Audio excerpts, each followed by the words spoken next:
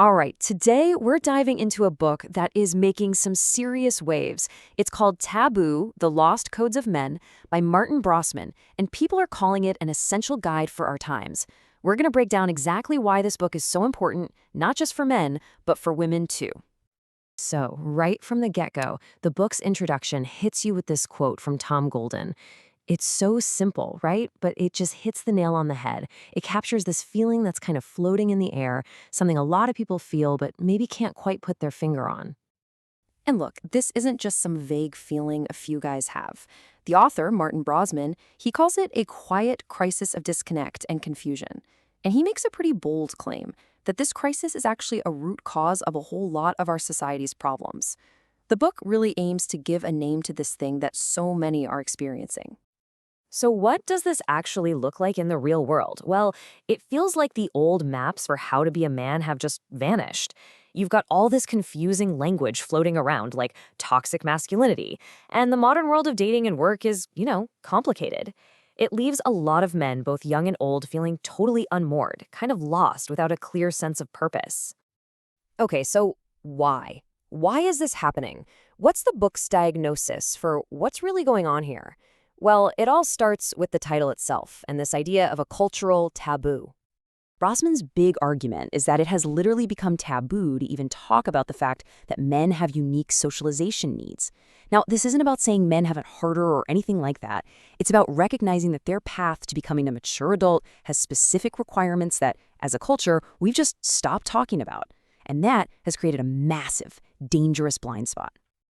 And wow, this slide just lays it all out so clearly. You look at the then column. Historically, society had these built-in structures. Brossman calls them the codes that helped boys grow into men. We're talking clear rites of passage, mentorship, real community. And now? Well, now it's a completely different story. Most of that is gone, replaced by digital hangouts and constantly shifting social rules, leaving a huge void where that guidance used to be. So if the old maps are gone, what are we supposed to do? Just wander around lost? No. This is where the book shifts into the solution.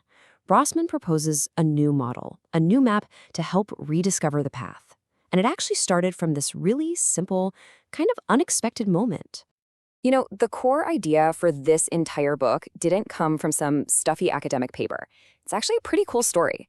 A friend asked Brossman to explain his work with men, so he just grabbed a napkin and a Panera Bread and sketched out a triangle. And that one drawing laid out the entire framework. So what was on that napkin? Well, it was these 4 crucial components for a man's journey to maturity. It starts with sufficient mothering and fathering. And notice the word, it's not perfect parenting, just present and engaged. Then comes finding a place among other men, a tribe, through rites of passage. And finally, mentorship, to really achieve mastery in life. It's a whole ecosystem of support that we just don't really have anymore. But out of all of those 4, Brossman argues that the biggest, most difficult hurdle for men today is number 3, finding your place within a tribe of other good men. He says that until a man can do that, he can't really find his true place in society. Okay, but what does connecting with other men actually look like? Because this is where the book gets super practical and moves from theory into the real work. It draws this incredibly sharp line between 2 types of male relationships that can look the same on the outside, but are worlds apart. And this table, it just says it all, doesn't it? The point is, most men have plenty of buddies. The guys you talk sports or work with. But what they're often missing are real male friends. The kind of friends who talk about purpose and pain, who ask the hard questions, and who, most importantly, show up when crisis hits. That's the difference between just having company and having a true brotherhood.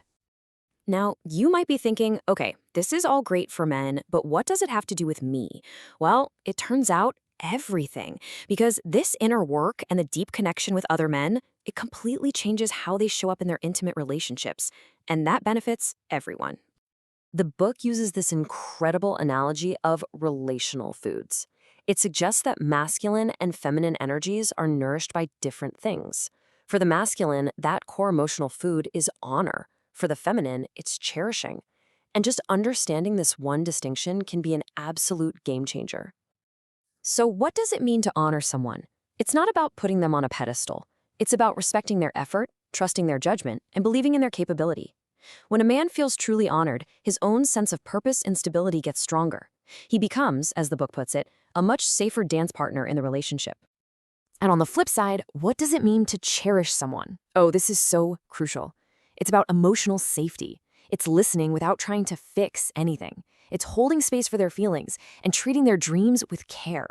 When a partner feels cherished, their own energy and trust can just bloom, and that brings the whole relationship to life. And look, don't just take my word for it.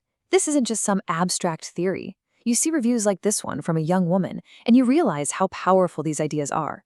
It's genuinely changing perspectives for people, across genders and generations. And that really brings us to the big so what. Why is this book and this conversation so incredibly important right here, right now? It's because it isn't trying to be the final answer. It's positioned as the start of a vital, global conversation that frankly affects every single one of us. For parents, especially mothers with sons, it's like getting a new map. It gives words to these feelings and dynamics that are so often left unspoken. It's a tool to help guide that next generation of men in a much more conscious way. I mean, that's a pretty strong endorsement, right?